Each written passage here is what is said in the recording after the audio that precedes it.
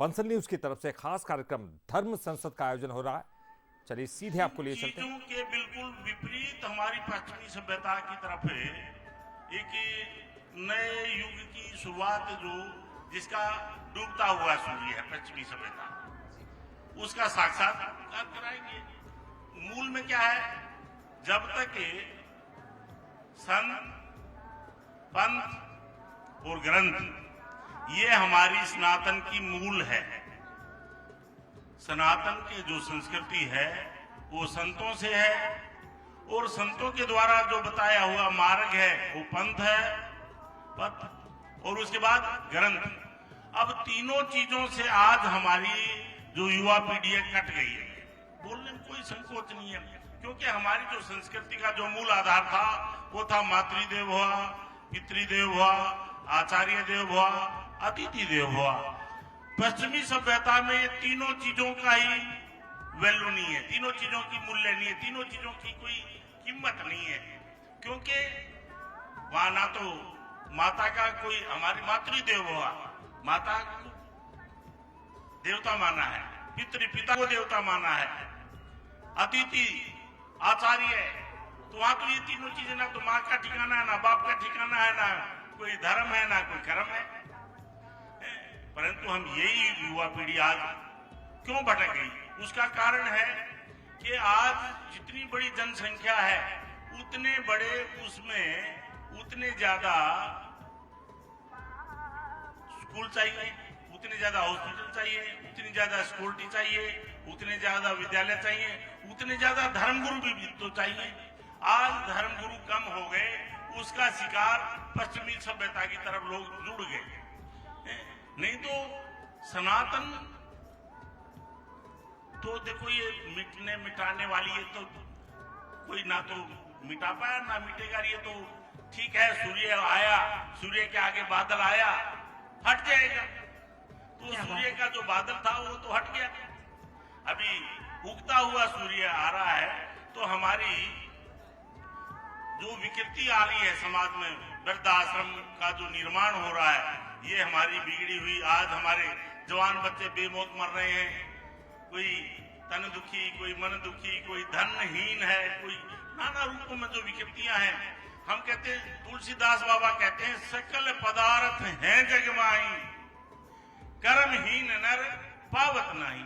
संसार में सब कुछ भरा पड़ा, कोई कमी नहीं पदार्थों की, पर कंडीशन है कि कर्महीन को नहीं मिलेगा। वो कर्महीन कौन है? ये आज तक ये जो हमारी जो परंपराओं के साथ जो खिलवाड़ हुआ, उसका जो सही रास्ता बताने वाले जो आचार्य थे उनकी कमी पड़ गई, मास्टरों की कमी पड़ी, धर्मगुरुओं की कमी हुई। तो कर्महीन कौन है? जिसके ऊपर उसके बड़ों का आशीर्वाद नहीं है, जिसके ऊपर बुजुर्गों का आशीर्वाद नहीं है, वो कर्महीन है। अब हम बोले कि भाई बड़ों का आशीर्वाद कैसे मिले?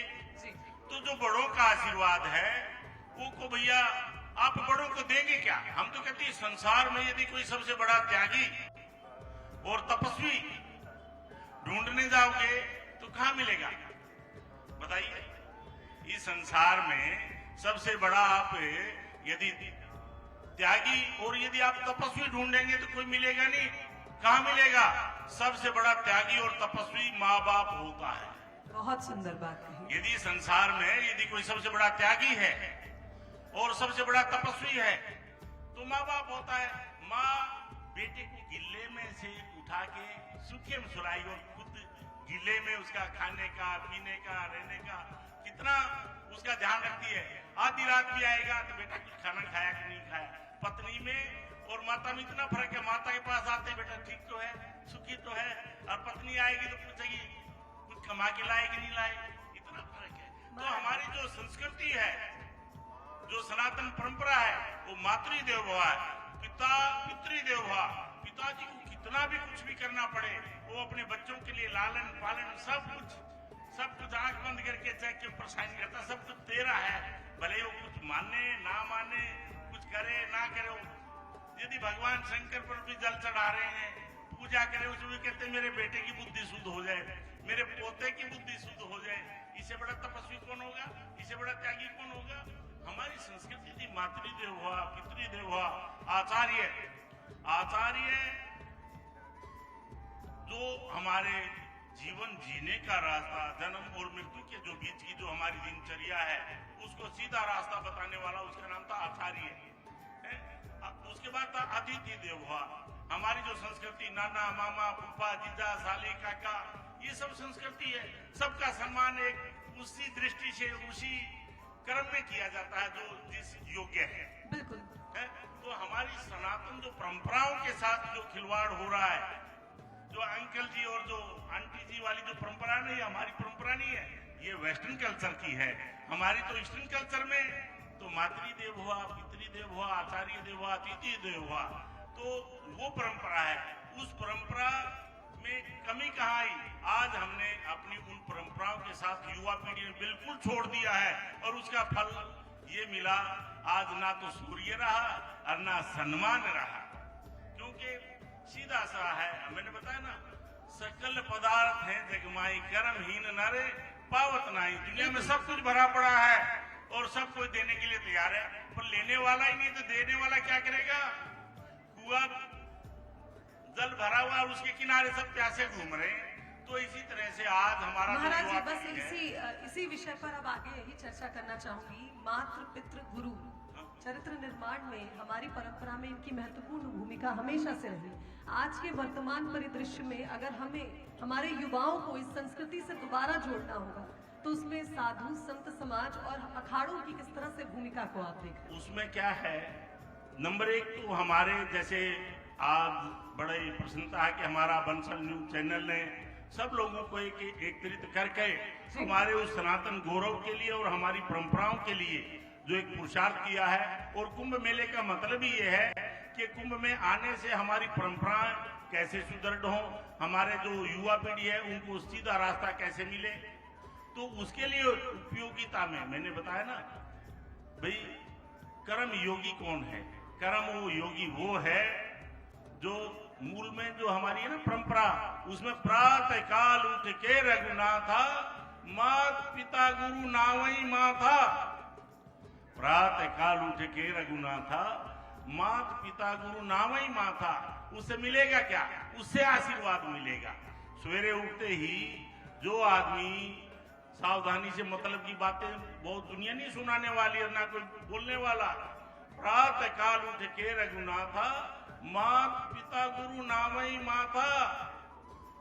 आज गुरु परंपरा से लोग कटते जा रहे हैं, युवा पीढ़ी, और माता पिता से भी कटते जा रहे हैं। तो उससे मिलेगा क्या भाई? हम प्रणाम करें चरण छू करके, उससे क्या मिलेगा? हम कहते हैं सबसे पहला है प्रणामो दुख समनस्तम तम नमामि हरिम परम। जो आदमी नित्य प्रति अपने बड़ों को प्रणाम करता है उसके जीवन में दुख नहीं आता। अभिवादनशील से नित्य वृद्धोपसेविने चत्वारि तस्य वर्धन्ते आयुर्विद्या यशो बलम। जो आदमी नित्य प्रति अपने बड़ों को प्रणाम करता है, आज सब लोग पैसा चाहते हैं, तो पैसा मिलने का साधन बोगे तभी तो काटेंगे, पर उसका रास्ता पर नहीं चलेंगे तो कहां से मिलेगा? अभिवादनशील से नित्य वृद्धोपसेविने चत्वारि तस्य वर्धन्ते आयुर्विद्या यशो बलम। यही आपका सामने लिखा है, सनातन, सम्मान और शौर्य। जो आदमी नित्य प्रति अपने बड़ों को प्रणाम करता है वो बेमौत नहीं मरता। 150 साल पहले चाहे गोली मारने वाला आ जाए, एक्सीडेंट से नहीं मरेगा, अटैक होकर नहीं मरेगा, क्या किसी रूप में भी जो आदमी नित्य प्रति अपने बड़ों को प्रणाम करता होगा, प्रातः काल उठ के रघुनाथा, मात पिता गुरु नामई माथा। जो आदमी नित्य प्रति अपने बड़ों को प्रणाम करता होगा वो बेमौत नहीं मरेगा। ये आप लिख लें 100%। और नंबर 2, जो आदमी नित्य प्रति अपने बड़ों को पैर छू करके प्रणाम करता होगा वो कभी दरिद्री नहीं होता, कम से कम करोड़पति होगा।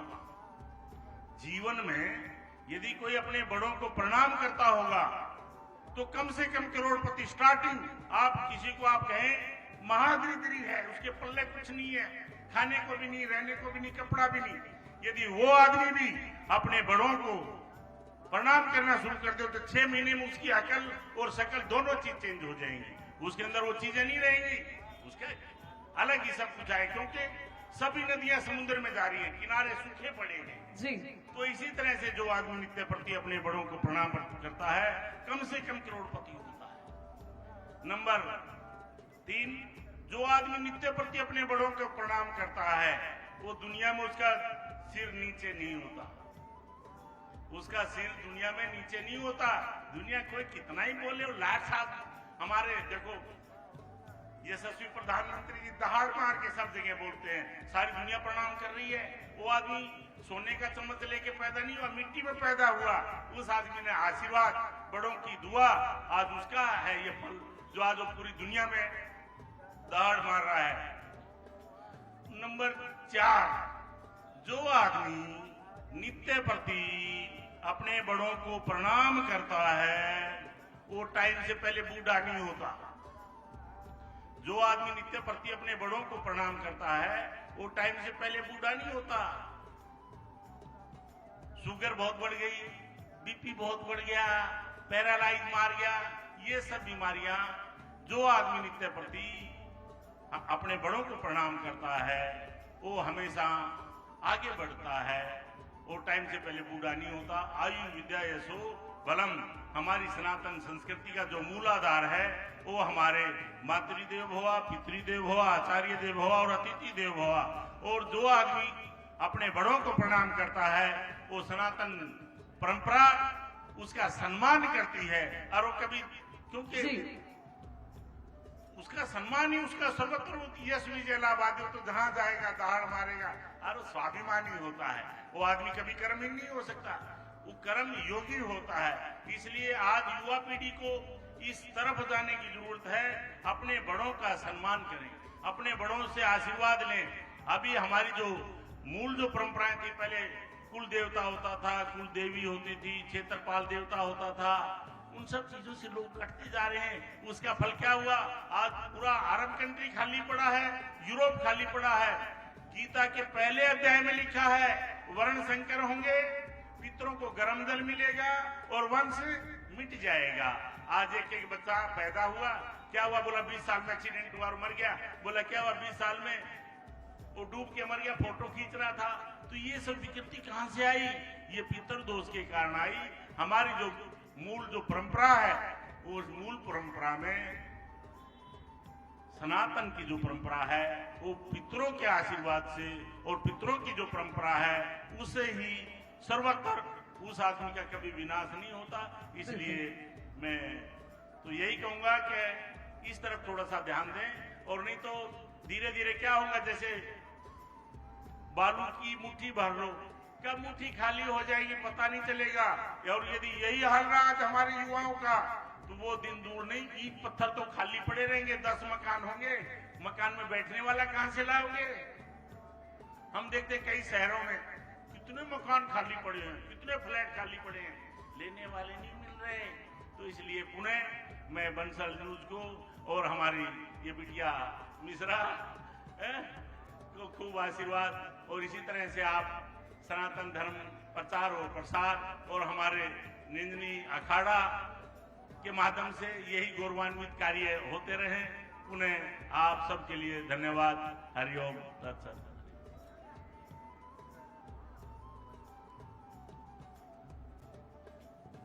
गुरुजी, आपने जीवन के मूल्यों के बारे में और बड़ों के सम्मान से मिलने वाले उस स्वर्णिम फलों के बारे में हमें जानकारी दी है। एक प्रश्न और आपसे करना चाहूंगी, क्योंकि बहुत सुंदर बात आप कह रहे थे कि बड़ों का सम्मान करेंगे, अपने बुजुर्गों का सम्मान करेंगे, तो वो धन मिलेगा जिस धन की लोलुपता में आज के समय में हम देखते हैं युवा वर्ग कहीं ना कहीं फंस जाता है कि एक बड़ी गाड़ी हो, एक बड़ा घर हो, लेकिन असली जो सुख है वो मात्र पितृ चरणों में है। इसकी जानकारी, इसके मंत्र को आपने दिया। एक जानकारी और आपसे चाहेंगे, जैसे धर्म को लेकर इस वक्त हमारे देश में एक बहस छिड़ी हुई है और कई ऐसे धार्मिक गुरु हैं जो लगातार इन युवाओं को इस परंपरा से जोड़ने के लिए, उन्हें जागरूक करने के लिए पद यात्रा निकाल रहे हैं, धर्म यात्रा निकाल रहे हैं। क्या ये एक सही तरीका है युवाओं को जागृत करने का, उनको धर्म के प्रति जिम्मेदार बनाने का?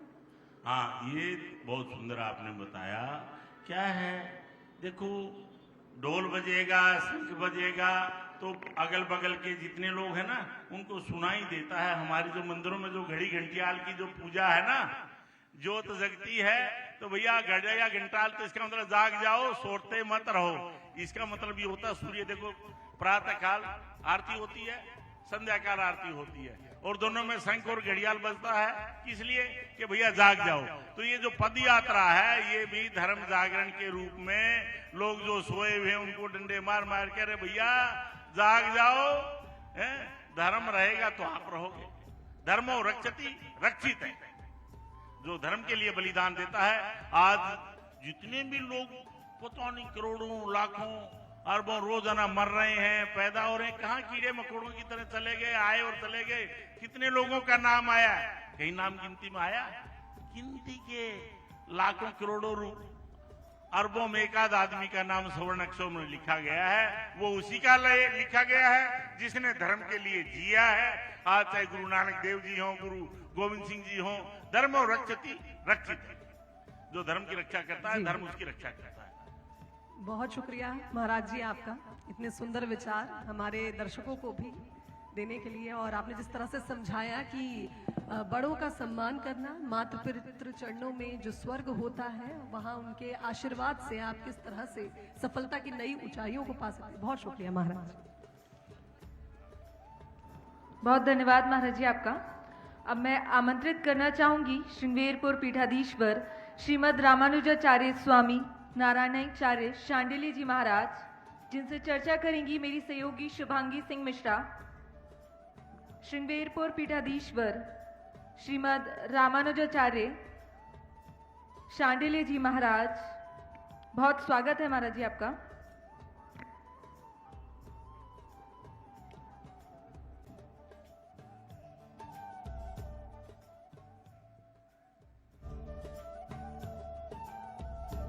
महाराज जी बहुत स्वागत है आपका। जगत गुरु रामानुजाचार्य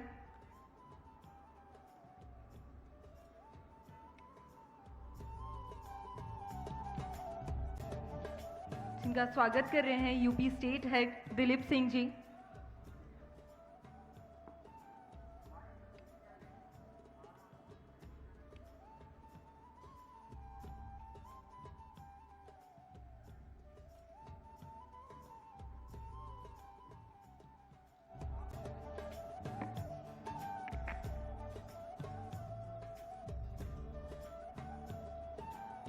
चर्चा को आगे बढ़ाएंगी सहयोगी शुभांगी सिंह मिश्रा।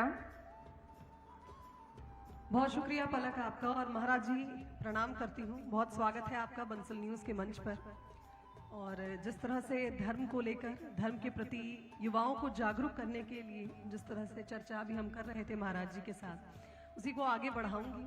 और आपसे जानना चाहूँगी सबसे पहले तो यही कि महाकुंभ हो रहा है, एक महापर्व, एक भव्य आयोजन, और इस आयोजन का मुख्य उद्देश्य हम ये माने कि नई पीढ़ी, युवा पीढ़ी को प्रेरित किया जा रहा है उस धर्म के प्रति, उस सनातन परंपरा के प्रति, जिसको कहीं ना कहीं अब हम बहुत कई जगहों पर बहुत क्षीण मान रहे हैं। जिस तरह से वेस्टर्न कल्चर की बात अभी महाराज जी कर रहे थे, ये हम पर हावी हो रहा है।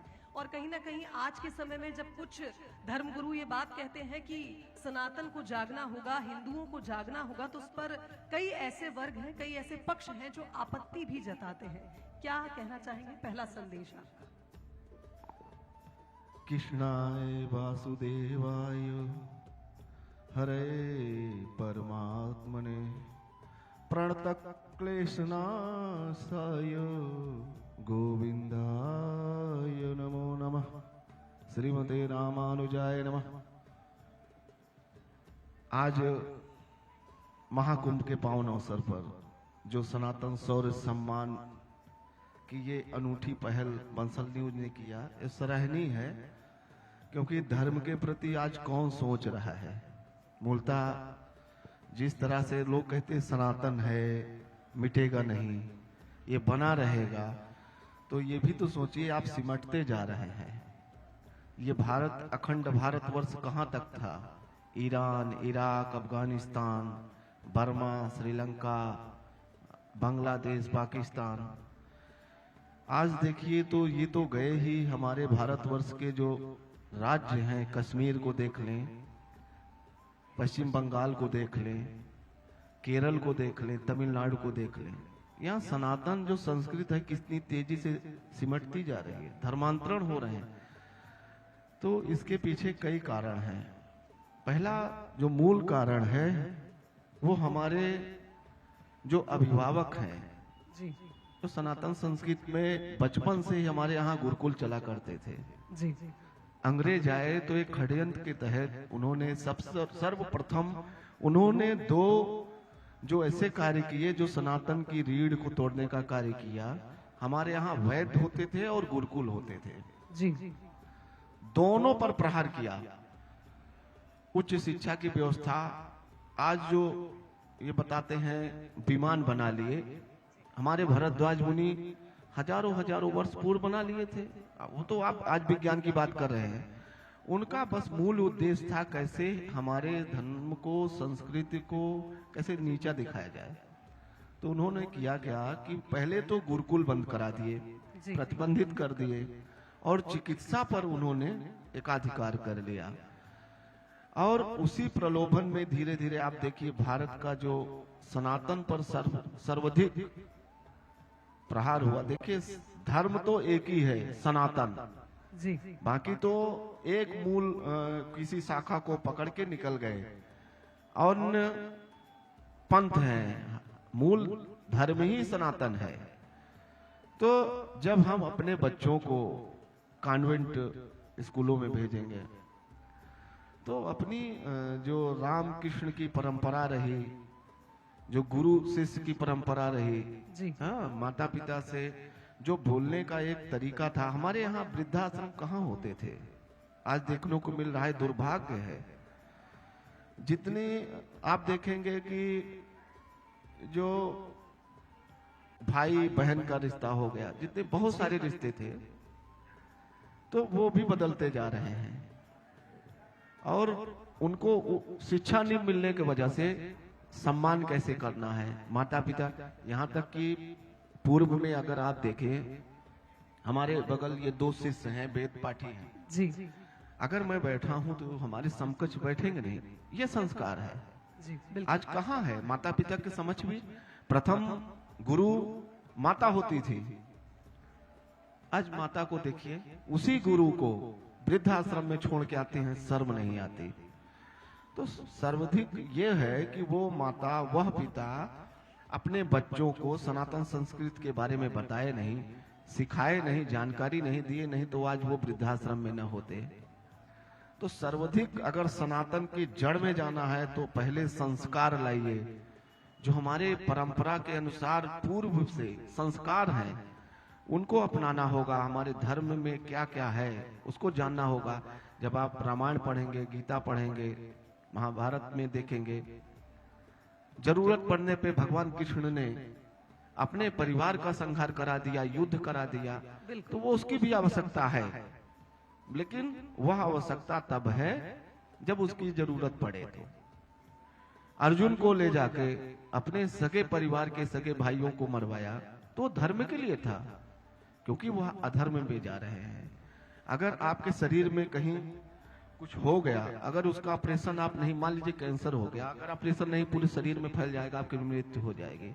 वैसे ही सनातन धर्म में जो आज कैंसर रूपी ये जहर फैल रहा है, इसको हटाने की आवश्यकता है। और जो हमारा बालक है 5 वर्ष की आयु से, उसको सनातन धर्म के शिक्षा के बारे में, जड़ के बारे में, माता क्या है, मॉम डैड कर रहे हैं, ये कहाँ परंपरा थी? मातृ देवो भव, पितृ देवो भव। हाँ, जो जन्म लेते ही 16 संस्कार हमारे यहाँ होते थे, वो कहाँ है? हम सब लोग तो जन्मदिन मनाते हैं, मोमबत्ती हमारे यहाँ अशुभ माना जाता है, दीपक को फूकना, मुंह से फूकना अशुभ माना जाता है। आप उसका आयु छेड़ कर रहे हैं। शास्त्र अनुसार अगर देखें ज्योतिष की, तो अगर आप दीपक को बुझा रहे हैं तो अपनी आयु गुरुजी, यहाँ पर अगर हम देखें, ये जो भाव है आजकल, आज के समय में लोगों के अंदर, क्या अपनी उपलब्धियों का महिमा मंडन करना इसके पीछे एक बड़ी वजह नहीं है? लोग आज मॉडर्न होना चाहते हैं, आगे बढ़ना चाहते हैं, और इसी के चलते कहीं ना कहीं धर्म और संस्कृति और परंपरा पीछे छूटती जा रही है। देखिए, दिखावटीपन जैसे अभी सबसे ज्यादा जो सनातन संस्कृत को कुठाराघात और सर्वाधिक नुकसान पहुंचाया है जी वो ये जो बॉलीवुड और हॉलीवुड है। ये जितने भी दृश्य को परोसा गया वो झूठ पर आधारित रहा। जी ये बहुत बड़ा कारण है। रामायण महाभारत और हमारे अन्य धर्मों के जो सांस्कृतिक कार्यक्रम से हटकर ये दिखाया गया, अब वो बच्चे उसी को सच मान लिए, जो कि वो दिखावटीपन था। माया का एक पर्दा है, वो जब हटा तो सामने दिखा तो कुछ नहीं है। पहले तो ये, दूसरा ये जो पश्चिमी सभ्यता को लाए, उनको देखे, उनके रहन सहन को देखे। अरे उनके रहन सहन को आप मत देखिए, आज देखिए इसी महाकुंभ में लाखों लाख अंग्रेज, इस्कान देखिए, बिल्कुल, इसको बहुत बड़ा उदाहरण है। हाँ, तो वो साड़ी पहन रहे हैं, हमारे संस्कार को, बिंदिया टिकली सिंदूर जो हमारा होता था वो लगा रहे हैं। आप क्या कर रहे हैं? हमारे बच्चे क्या, फटा वस्त्र शास्त्र में अगर कोई पहन रहा है तो दरिद्र का सूचक माना जाता है। आज फाड़ के उसको फैशन स्वरूप में आप पहन रहे हो। दिखावटीपना को अपनाने से आप देखिए अशांति की ओर जाएंगे। वो शांति के लिए हमारे सनातन धर्म की तरफ आ रहे हैं, पढ़े लिखे, उसे मतलब हर जो आज व्यवस्था है देखेंगे तो पढ़े लिखे कल्चर में कहीं भाई अंग्रेजी बहुत आता है, इसको बहुत 20 भाषा बोलता है। 20 भाषा बोलने के बाद भी उसको शांति नहीं मिली तो कहाँ आया? हमारी यही गाय गंगा और पीपल का वृक्ष, हमारे संत, हमारे आचार्य, हमारे ब्राह्मण, उनको सब अपना रहे हैं, उनका रज ले रहे हैं। जो हमारी परंपरा रही, गौमूत्र के लोग कहते हैं, वो पान कर रहे हैं, बताइए, वो शराब छोड़ रहे हैं। बिल्कुल, तो शांति उनको कहाँ मिली? हमारे मूल जो अवधारणा सनातन संस्कृति रही, वही उनको शांति मिली, अन्यत्र कहीं नहीं मिली। अगर मिला होता उनके धर्म में तो हमारे यहाँ आने की आवश्यकता। हम सब तो सनातनी कभी किसी का धर्मांतरण नहीं कराए। धर्मांतरण तो हमारे यहाँ होता ही नहीं, क्योंकि जो भी पृथ्वी पर आया, ये पृथ्वी भी सनातनी है। सनातन तो नारायण से है, यही अक्षय वट है, और यहीं पर नारायण का जो उल्लेख है शास्त्रों में, यहीं पर वो अक्षय वट के वृक्ष के तले उसी पत्ते पे होता है, और कर्क रेखा यहीं से जी जाती है। तो सनातन का तो सबसे बड़ा उदाहरण है, ये मिटना नहीं है। गुरुजी, ये विकृतियों के बारे में तो हमने आपसे जाना कि किस तरह से हमारे समाज में ये विकृतियां फैली हुई हैं, लेकिन अब जब बात होती है, संत समाज अब आगे आता है, जब अपने विचारों को प्रकट करता है, युवाओं को चेतावनी देता है, धर्म के लिए लोगों को जागने की बात कहता है, इस पर कई तरह के मत आते हैं। एक मत एक सुर में शायद धर्मगुरु भी नहीं बोलते हैं। कई धर्मगुरु इस बात पर अपना समर्थन देते हैं। कई धर्मगुरु कहते हैं कि हिंदू सोया ही कब था जो जगाना है। क्या हिंदू को जगाने के लिए या हिंदुओं को एकत्रित करने की जरूरत क्या पड़ रही है? क्या एक मत ना हो पाना, एक विचारधारा पर आगे ना बढ़ पाना, ये भी एक बहुत बड़ी वजह है कि संस्कारों के नाम पर या इस परंपरा को आगे बढ़ाने के लिए हम कहीं ना कहीं पीछे छूटते हैं? देखिए, सनातन धर्म पर लगातार प्रहार करने के लिए साधु संत या अन्य समाज के लोग लगातार विभिन्न मतों में बांटे। जी जो धर्म ग्रंथ हमारे जो शिक्षा दी गई, उसमें भी वैमनस्यता दिए, इतिहासकार गलत तथ्य पेश करके जी आपको महान किसको बना दिए? महाराणा प्रताप कौन थे? अकबर महान बना दिए। तो आप समझिए कि ये जो कुछ उनका नाम हम नहीं लेंगे, कुछ एक तथाकथित लोग रहे जो भारतीय संस्कृति के साथ छेड़छाड़ किए। जी लगातार उन लोगों की व्यवस्था में सरकारें रहीं और उन्होंने लगातार सनातन पर कुठाराघात करते रहे, सनातन धर्म पर। लेकिन ईश्वरीय कृपा सनातन सर्वत्र व्याप्त है। और कुछ तो राजनीतिकरण, देखिए साधु संत को राजनीति से दूर रहना चाहिए, राजनीतिक शिक्षा दे और शासन वही करें।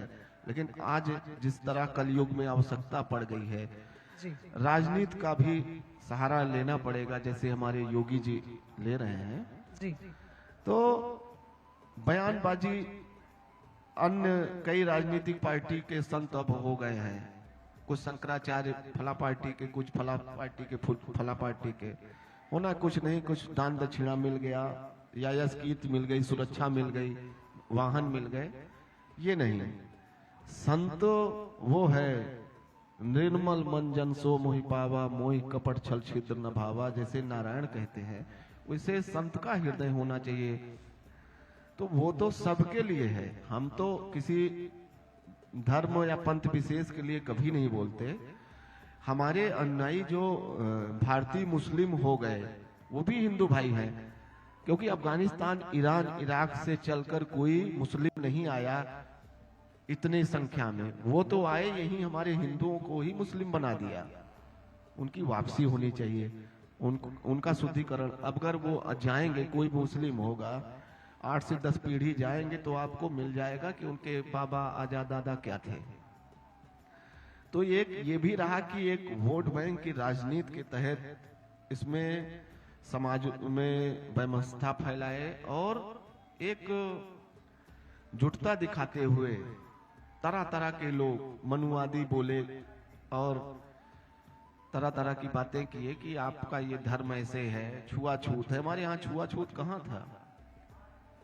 4 वर्ण जो थे, ब्राह्मण, क्षत्रिय, वैश्य, शूद्र, ये तो नारायण का सशरीर है। है? तो ये एक भेदभाव फैलाने की जो राजनीति किया गया कि कैसे सनातन को खंड खंड किया जाए, वो किया गया, ये बहुत ही निंदनीय है। और जिस तरीके से सनातन संस्कृति के 2 हमारे पुरोधा अभी हैं, जी उन्होंने सनातन के लिए बहुत कार्य किया है, बहुत सराहनीय है। और फिर से सब युवा भी जागृत हो रहे हैं। इसमें जरूरत है तो सबसे सर्वप्रथम अभिभावक को, जो हमारे बच्चे कहाँ जा रहे हैं, कहाँ शिक्षा ग्रहण कर रहे हैं, क्या उनका खान पान है, क्या वस्त्र धारण कर रहे हैं, इसका ध्यान देना चाहिए। और निश्चित ही ईश्वरीय कृपा होगी तो आप देखेंगे सनातन फिर अपने मूल स्वरूप में आ जाएगा। बिल्कुल। और जिस तरह से आप देखिए, अब आने वाले समय में हम देख पा रहे हैं कि महाकुंभ को लेकर भी अब करोड़ों लोग जुटने वाले हैं इस महापर्व में, इस दिव्य महाकुंभ में। तो निश्चित तौर पर जो संतवाणी है, कहीं ना कहीं वो संतवाणी जिस तरह से विस्तार ले रही है और सोशल मीडिया पर भी अब युवा इन संतवाणियों को सुनकर प्रेरित हो रहा है, निश्चित तौर पर हम ये मान सकते हैं कि अब आने वाले समय में परिवर्तन होगा और धर्म को लोग ज्यादा समझेंगे, तवज्जो भी देंगे। बहुत शुक्रिया महाराज जी, बहुत धन्यवाद आपका हमारे साथ। नमः पार्वती पते हर हर महादेव।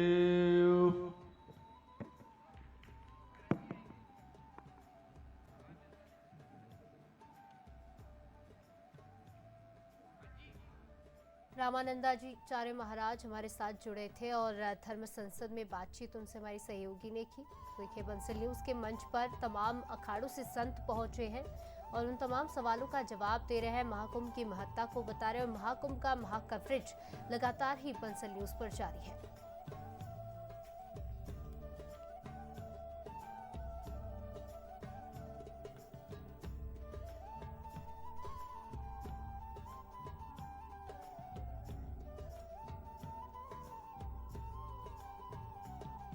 बहुत स्वागत है महाराज जी आपका। स्वागत करेंगे UP state head Dilip Singh ji.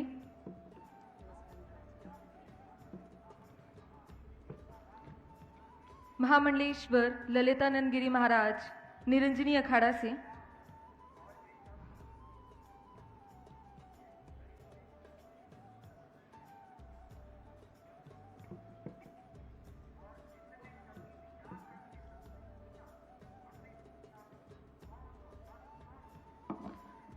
चर्चा को आगे बढ़ाएंगी मेरी सहयोगी शुभांगी सिंह मिश्रा। बहुत स्वागत करती हूँ महाराज जी, प्रणाम आपको। महाराज जी, अभी हम बात कर रहे थे धर्म की और राजनीति में धर्म की जो अब एक जरूरत और कई बड़े आरोप जो इस वक्त हमारे देश में राजनीति पर लगते हैं कि धर्म की राजनीति हो रही है। मुझे लगता है राजनीति और धर्म, कुछ महंत, कुछ धर्मगुरु कहते हैं कि एक सिक्के के दो पहलू हैं, लेकिन कुछ कहते हैं कि राजनीति से धर्म को दूर रखना चाहिए। आज के वर्तमान परिदृश्य में आप क्या देख पाते हैं? आपका बहुत बहुत पहले आपको बहुत बहुत धन्यवाद, आभार, जो आप लोग जो है धर्म की बात करने के लिए इस महाकुंभ के शुभ अवसर पर आप लोगों ने जो रखी है। जड़ अंधकारापहम, जड़ रूपी अंधकार में जो लोग सोए हुए हों उनको जगाने का आपने जो कार्य आप कर रहे हैं, उसके लिए हम आप सबका हार्दिक अभिनंदन करते हैं और धन्यवाद भी देते हैं। धर्मो रक्षति रक्षितः, धर्म की रक्षा करना हम सभी का परम कर्तव्य है। ना तो उसमें किसी संत का नाम आया, ना किसी का, प्रत्येक मानव जाति का और जो भी सनातन से जुड़े हुए हैं सभी जो है धर्म रक्षा की बात करते हैं। और राजनीति धर्म का आपस में संबंध है, जैसे दूध का घी, और दर्शनम परसक्तस्या दर्शनम, जैसे दूध में घी रहता है इसी तरह से हम लोगों ने जो है राजनीति में धर्म होना चाहिए और धर्म में राजनीति होनी चाहिए। तो उसको कुछ लोगों ने अपने निजी स्वार्थ में लोगों को भ्रमित करके दिखा करके, कुछ फैंसी लोगों ने ज्यादा दिखा करके बात कर रहे हैं, अपने घर में लोगों को दिखा रहे हैं कि हम अमित शाह से बात कर रहे हैं। ऐसे लोगों से सावधान रहना चाहिए। और जो हमारे जैसे जो विरक्त महात्मा हैं, जो हम लोग धर्म की बात करते हैं, और हमारे जो अखाड़े हैं, हमारे अखाड़े हमारे आर्मी है, हमारी आध्यात्मिक शक्ति है, और हमारे अखाड़ों ने पूरे संस्कृति को संजो के और संभाल के रखा हुआ है। ये हमारे एकमात्र हमारे अखाड़े हैं। और हमारे कुंभ में जो भी बड़ा ये जो महाकुंभ हो रहा है, हमारे अखाड़े के हमारे नागे सन्यासियों को देखने के लिए लोग टेलीविजन की तरफ जो है एकाग्रता उनकी बनी रहती कि हमारे को उनके दर्शन हो, और उनके माध्यम से सभी संतों को मौका मिलता है कुंभ में आने का, और अपने अपने ढंग से सब लोग अपने जो है शिविर लगाते हैं। तो बड़ी जो सनातन धर्म में जो लोग जुड़े हुए हैं, वैसे तो अनादिकाल से सनातन धर्म में प्राचीन है, अनादि है, सनातन भी अनादि है और भगवान भी अनादि है। ये परमपिता परमात्मा का सनातन बनाया हुआ है। बाकी जो मजहब चल रहे हैं ये व्यक्ति के बनाए हुए हैं, लेकिन हमारा जो सनातन है परमपिता परमात्मा का बनाया हुआ है। सर्वे भवन्तु सुखिनः, सर्वे सन्तु निरामया, सर्वे भद्राणि पश्यन्तु मा कस्यै दुःख भाग् भवेत्। हमारा सनातन जो सच्चा धर्म जिसका होगा वो सबकी कामना करेगा। उसी छतरी के नीचे, उसी चांद सूरज के नीचे हम सब लोग रहते हैं। ठीक है, विचार किसी का अलग अलग है, बुद्धि किसी की अलग अलग है, लेकिन सब परमपिता परमात्मा से जुड़ने के लिए है। रही बात सनातन की और धर्मों की, खेत में किसान गेहूं बोता है, 20 आइटम जो पैदा हो जाती है उसको किसान नहीं बोता, वो प्रकृति की देन है। किसान गेहूं से मतलब रखता है, इसीलिए हम लोग सनातन से मतलब रखते हैं, और हम सब लोग सनातन के अनुयायी हैं। और सनातन धर्म को कोई मिटा नहीं सका, सनातन को कोई मिटा नहीं सकता, क्योंकि ये परमपिता परमात्मा का बनाया हुआ सनातन है। और रही राजनीति की बात, अगर राजनीति में धर्म नहीं होगा तो बहुत बड़ा पाप हो जाएगा। जब नेता लोग शपथ खाते हैं, प्रधानमंत्री शपथ लेते हैं, राष्ट्रपति शपथ लेते हैं, सुप्रीम कोर्ट के जज, कोई भी शपथ लेता है तो वहाँ धर्म की बात होती है। धर्म की बात क्यों करते हैं? फिर वो शपथ लेते हैं, भगवान की शपथ लेते हैं, हम अच्छा कार्य करेंगे, कोई गलत कार्य नहीं करेंगे, कोई भ्रष्टाचार नहीं करेंगे।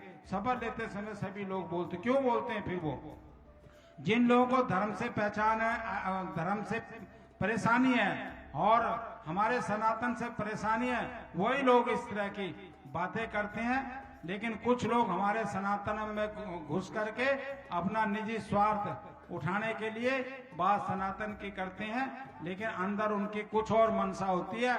ऐसे लोगों से हमें सावधान रहने की जो है जरूरत है। जैसे दूध में घी से दूध की ताकत होती है, ऐसे धर्म से राजनीति की ताकत है। जब तक धर्म नहीं होगा राजनीति में तो संसार में सही काम नहीं होगा। मर्यादा पुरुषोत्तम भगवान श्री राम ने भी 10,000 वर्ष जो है राज्य किया।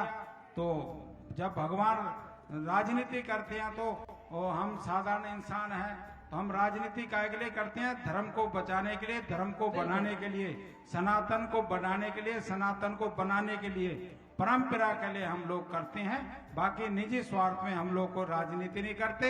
जो लोग निजी स्वार्थ के लिए राजनीति करते हैं इनसे सावधान रहना चाहिए। जो लोग बात करते हैं और किसी से दिखाते हैं और किसी को, ऐसे लोगों से सावधान रहने की बहुत जरूरत है। और सनातन धर्म को कोई मिटा नहीं सकता। सनातन अनादि है और परमपिता परमात्मा भी अनादि, अनादि परमपिता परमात्मा ने सनातन धर्म बनाया है। बिल्कुल महाराज जी, एक बात और आपसे समझना चाहेंगे। आज के परिप्रेक्ष्य में आप देखिए, अगर आपने अभी एक बात का जिक्र किया कि जाति के नाम पे भी लोग बंटते हैं। आज के समय में हम देखते हैं कि अगर अखाड़ों की बात की जाए तो यहाँ पर तो जाति पर कोई नियम ही नहीं है, लेकिन आज भी जब आप सुनेंगे, जब धर्म की बात होती है तो जाति भी बीच में कहीं ना कहीं आती है और इस कारण से लोग बिखर जाते हैं, बट जाते हैं। फिर धर्मगुरु कहते हैं कि जाति के नाम पर बंटने वालों को एक होना होगा। इस बात को किस तरह से हम समझें? अगर युवाओं को संदेश जा रहा है, भिन्न भिन्न प्रकार के संदेश जा रहे हैं, तो जातियों पर जिस तरह से बट रहे हैं धर्म के लोग, इस पर आप अगर हमने अपने हिंदुस्तान को, अपने भारत को बचाना होगा तो जातियों से हट करके हमने काम करना होगा। जितने नदी नाले हैं सब समुद्र में सबका विलय हो गया। समुद्र में ये नहीं पता लगता कौन सा नाला, कौन सी गंगा, कौन सी जमुना, कौन सी नर्मदा, वहाँ सब समुद्रमय है। इसी तरह से हम सब ने परमपिता परमात्मा के यहाँ जाना है। अगर सनातन को बचाना तो आपस में जो द्वेष भावना, जो राग द्वेष और जो जातीय मतभेद है उसको मिटा करके हमने सनातन के लिए काम करना होगा। बिल्कुल महाराज जी, भारत अब विश्व गुरु बनने जा रहा है, इस पथ पर अग्रसर है। और हमारे देश को क्योंकि संस्कृति के से पहचाना जाता है, संस्कृति के कारण ही हमारे देश की पहचान विदेशों में होती है। अब समय, आपको लगता है वो समय आ चुका है जब संत समाज को, अखाड़ों को खैवनहार बनना पड़ेगा? क्योंकि जिस तरह से तमाम ऐसी विभिन्न बातें धर्म को लेकर, सनातन परंपरा को लेकर युवाओं के बीच पहुंच रही हैं अलग अलग माध्यम से, फिर चाहे सोशल मीडिया ही क्यों ना हो, तो क्या अब भूमिका अखाड़ों की बढ़ जाएगी आने वाले समय में? क्या आप खैवनहार बनेंगे हमारी आने वाली पीढ़ियों के लिए? जब जब हमारे हिंदू धर्म पे, हमारे सनातन पे कुठाराघात हुआ, हमारे भारत में दूसरे लोगों का आक्रमण हुआ, उस टाइम हमारे नागा सन्यासी ने बहुत ही अपनी कुर्बानी दी है। अपनी जान माल को देखते हुए उन्होंने राष्ट्र की रक्षा की है, धर्म की रक्षा की है। उसका प्रमाण कुंभ में आपको देखने को मिलता है। हमारे नागा सन्यासी हमारी आध्यात्मिक आर्मी है, जो हमारे आदि जगतगुरु शंकराचार्य जी ने धर्म को बचाने के लिए, जो है सनातन को बचाने के लिए, संस्कृति को संजो के रखने के लिए हमारी नागा बाबाओं के अखाड़ों के द्वारा एक फौज बनाई है, जो हमारे जो है हिंदू धर्म की रक्षा कर सके। और रही विश्व गुरु की बात, हमारा भारत पहले भी विश्व गुरु था, अभी भी विश्व गुरु है और आगे भी जो है विश्व गुरु रहेगा। बहुत धन्यवाद आपका महाराज जी हमारे साथ इस चर्चा के लिए, और बड़ी सार्थक चर्चा हुई। बहुत से मुझे लगता है कि जो विचार आपने प्रकट किए, निश्चित तौर पर इससे आने वाली पीढ़ी को भी प्रेरणा मिलेगी और हम जैसे युवाओं को भी प्रेरणा मिलेगी कि किस तरह से हमें अब धर्म के पथ पर आगे बढ़ना है। बहुत धन्यवाद आपका। आपका भी बहुत बहुत धन्यवाद। बहुत धन्यवाद महाराज जी आपका। अब मैं स्टेज पर आमंत्रित करना चाहूंगी स्वामी चंद्रदेव जी महाराज, श्री सच्चा बाबा संरक्षक संत संघ, जिनसे चर्चा करेंगे।